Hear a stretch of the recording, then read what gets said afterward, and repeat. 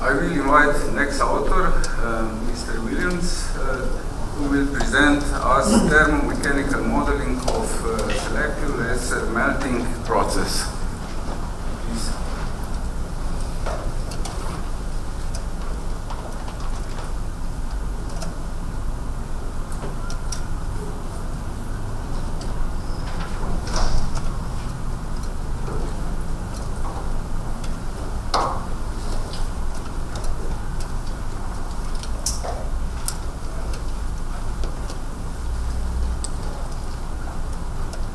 Thanks. So, my name is Richard Williams. I'm a PhD student at Imperial College in London.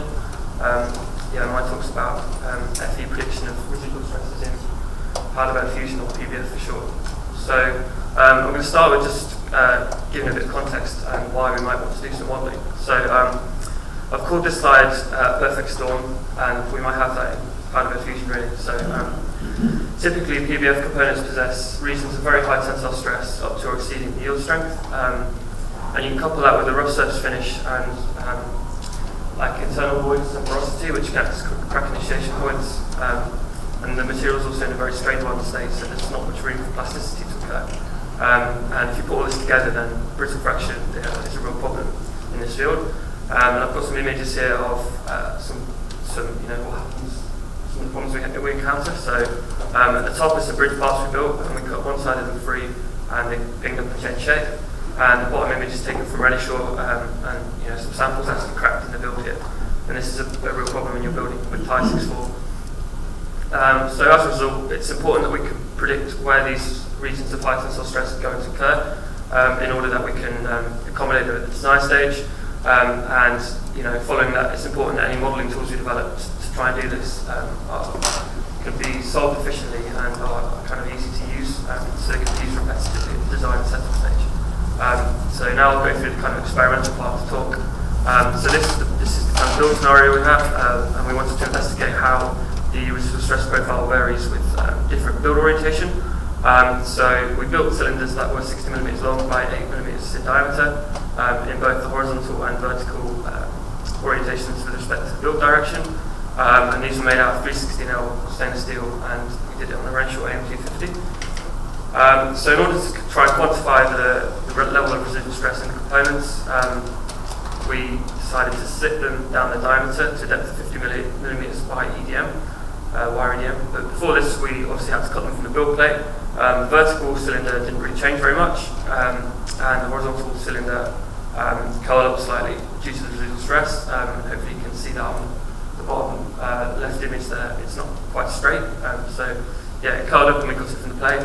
And then obviously after this we put the slit in, and this time the horizontal cylinder didn't change much, but the vertical cylinder splayed out quite significantly, as you can see in the right hand image. So now in order to basically validate our FE model, we took some displacement measurements using a shadow graph.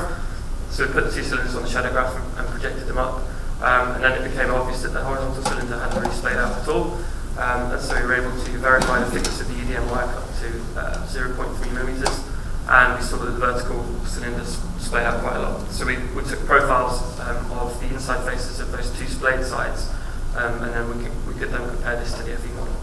So I'll now run through how we went about doing the modelling. So the main kind of philosophy here was to make this time-efficient model and also fairly easy to implement. So we've done it within Abacus.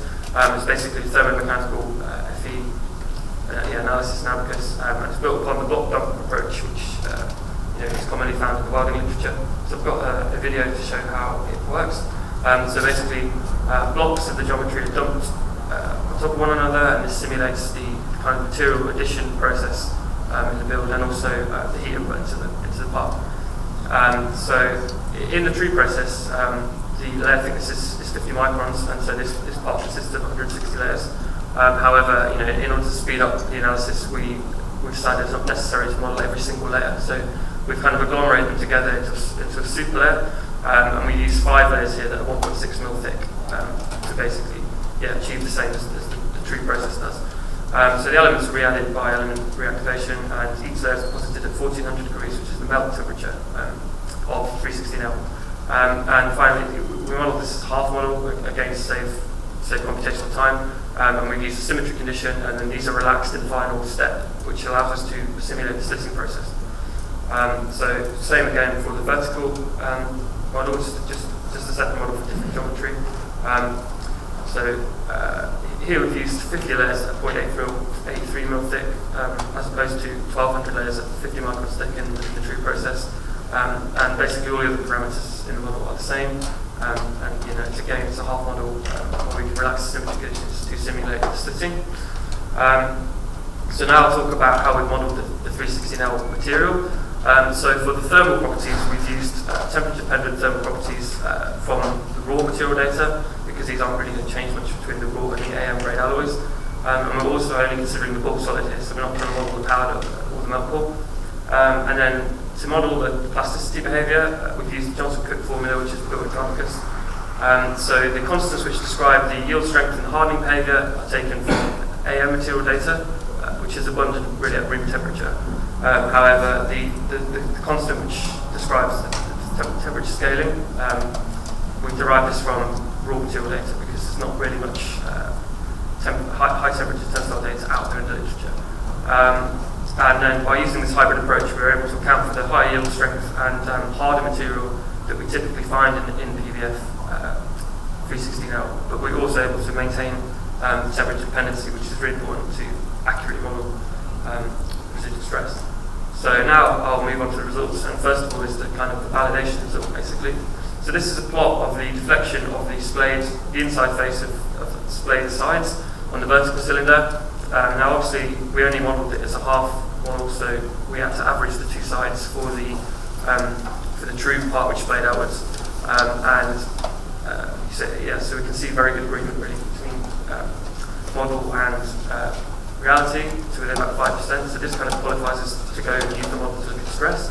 And in addition, the horizontal model also successfully predicted that the component didn't splay outwards upon doing the slitting. So now I'll show the kind of the stress contours for the three principal stress directions. And we're viewing a section plane here. Basically, we're looking down where the part was slit. So first up is the horizontal cylinder, and this is the stress in the vertical direction, or the Y on that triad there. Basically, this is the principal stress direction. So the dominant thermal gradient in the process is downwards. The heat's conducted away through the build plate. The surrounding powder basically acts as an insulator. So despite this part has got a long aspect ratio, and there will be thermal gradients kind of left to right as the part's scanned, the majority of kind of the dominant heat conduction direction is downwards. So here we see the most significant thermal strains and hence the largest magnitude stresses. And particularly in this stress axis, the stress cycle superposed. So each layer is a stress generating thermal cycle, and then each layer superposes on top of the other, and we see very, very high magnitude of stresses. So now we'll look at the Z direction, or kind of the longitudinal direction, and we see very large region of tensile stress near the top. And again, the fact that the long aspect ratio means that we're going to see thermal gradients in the left to right direction. But its long length in this direction also provides additional constraint. So in the centre, the material is not really free to move anywhere, and we see higher levels of residual stress. And we think that this stress profile, along with the one in the build direction, is essentially what causes the part to curl up when we cut it from the build plate. And then looking at the stress in the final DX direction, we see that the magnitudes are lower here in this direction. Because we're not going to see significant thermal gradients along this length, and its short length also provides less constraint, so we see lower stresses. And in all three of these, we can see generally compressive stress at the centre and tensile at the outside. So now onto the vertical component, and again we're looking at the vertical stress first, so stress parallel to the build direction, and notice the different triads. So we use the local coordinate system. So again, this is the principal stress direction.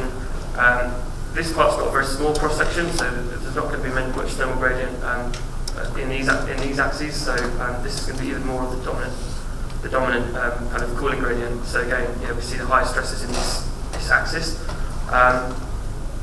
Now to look at the two cross-sectional directions, and again the short length in this direction provides less constraint, so the stresses are lower. and there's also not such significant cooling gradients along these axes, so we see the stresses are lower, and we also see this region of characteristic high tensile stress at the top of the part. So each layer, as it's added, cools and contracts, and tensile stress is locked in, and then the following layer goes on top, contracts, kind of relieves the tensile stress in the lower layer, until of course we get to the top, and then so we see this area of tension locked in at the top. Then it's the same basically in the x direction. As this part's axisymmetric, we're basically just kind of looking at different planes here. So now, considering all of these results, what is the influence of this on the integrity? So we've seen significant triaxial stresses throughout both components, irrespective of differences in magnitude. We saw generally compression at the centre and head tension at the outside, and this is going to be detrimental to fatigue performance. And obviously, we've got a problem with the rough surface finish too, acting as crack initiation sites. And additionally, the stress and the geometry of the horizontal component caused it to change in shape when we cut it from the build plate, and the model was also able to successfully predict this. So that's the deflection it predicted. We see max deflection is about 0.2 millimeters. And obviously we don't want the component to be the wrong shape, because then it's not going to be useful. So, as a result of all this, it's likely that some post-processing operations are going to be required. So to conclude and sum up the presentation as a whole, we've shown an efficient model which is suitable for predicting the net shape of a simple component, and the fact that it can do so quickly allows it to be used during the component design and also the build setup stage, to hopefully try and mitigate some of these problems. And we validated the model through a slitting procedure, and the fact that we showed it to be accurate qualifies it for use to look at least qualitatively at the stress fields, and this allows us to kind of try and understand the regions where we might find tension and compression in the part. And in answer to our initial question, we found that build orientation does very significantly affect the stress in the component.